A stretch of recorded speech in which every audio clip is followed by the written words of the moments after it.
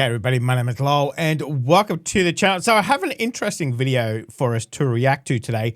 This is going to be top 8 Native American myths that turned out to be true. So I thought that sounded very interesting. So let's jump in and let's have a look at this. The spiritual power of this place is an energy that we get for thousands of years of ancestors being right here in this place. Welcome to Watch Mojo. And today we're counting down our picks for the top Native American oral stories, once thought to be unverified, but were later linked to real historical, biological, or geological phenomenon. Okay. So we don't know why. Why did this species stay this size, and why did this species get so big? Number 8. Pacific Northwest Megathrust Earthquakes.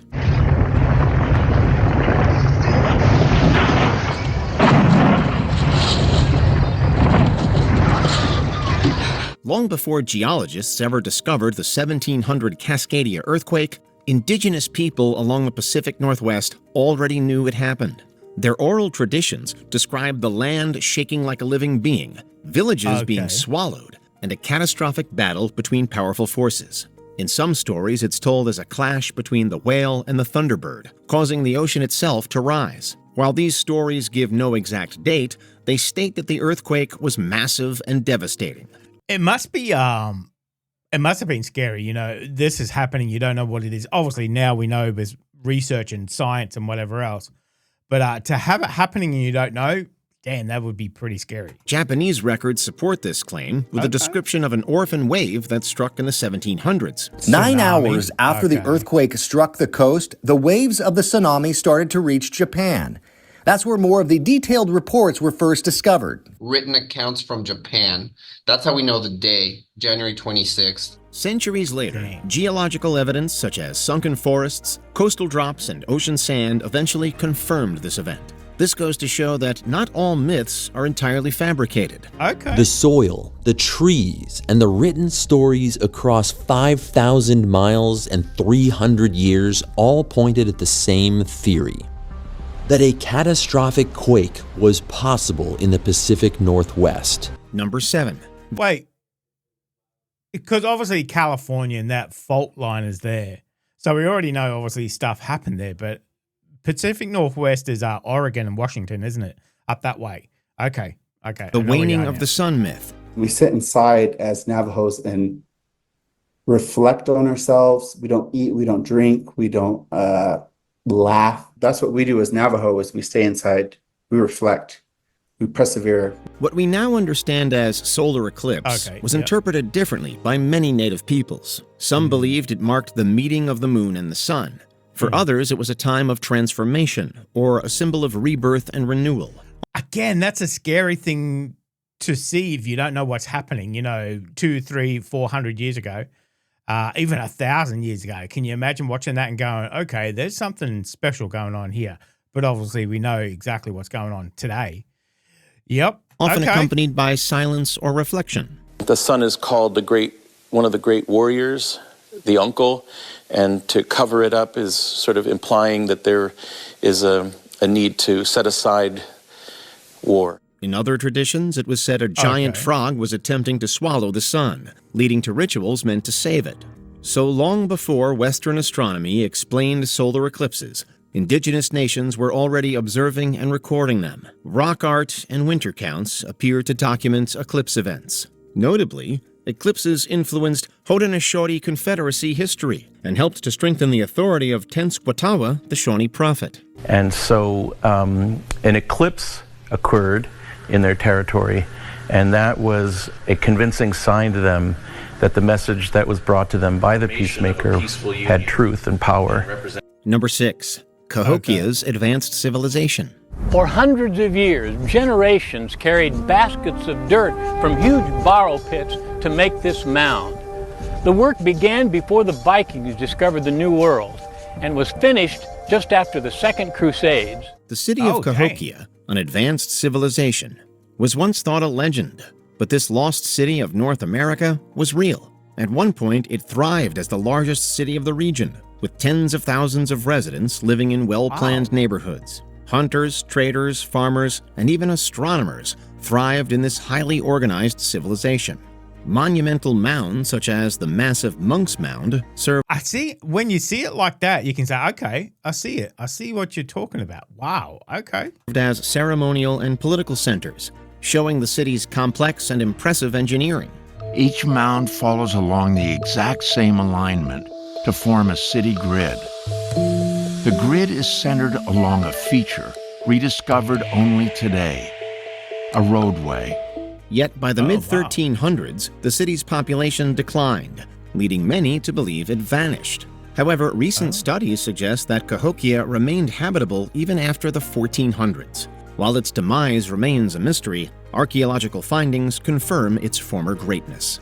Up on top of the mountain, you can feel the spirits of all the people who were there before. You can almost hear the hustle and bustle of people in the village below. Number 5. The Great Flood. Among the Klallam people of Washington's Olympic Peninsula, there's a powerful story about the Great Flood. Elders tell of coastal waters turning salty, a warning sign that something was wrong. A wise man urged people to flee, and those who listened gathered food and fresh water before escaping to the highest mountains nearby. For centuries, outsiders dismissed these stories as myths.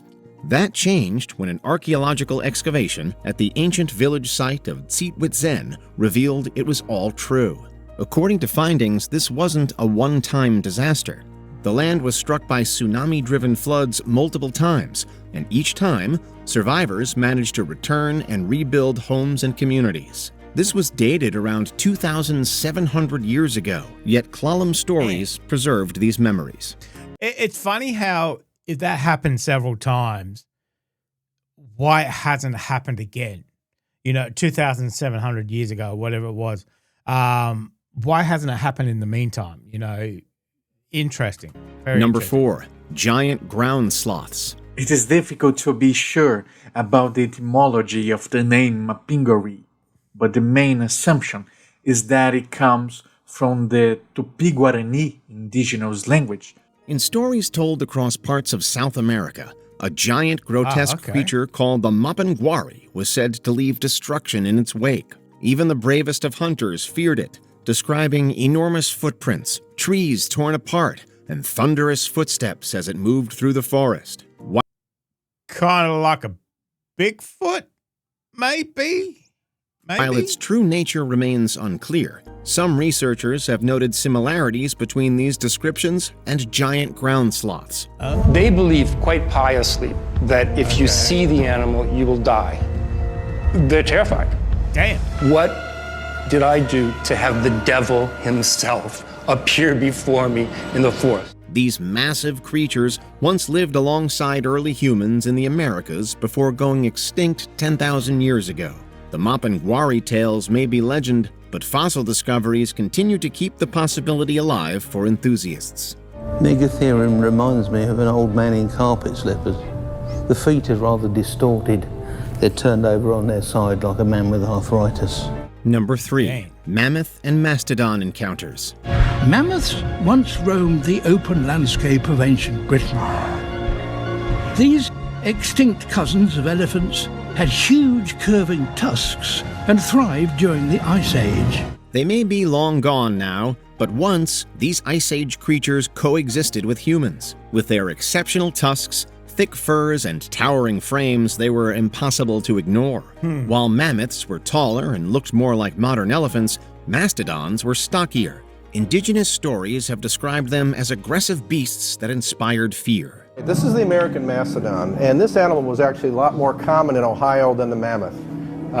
This is an example of a male mastodon. The only problem is, these accounts don't name mammoths and mastodons outright, but archaeological findings fill the gap, confirming early humans shared land with them. Who knows? They may just be the same giant creatures native people believe to have encountered.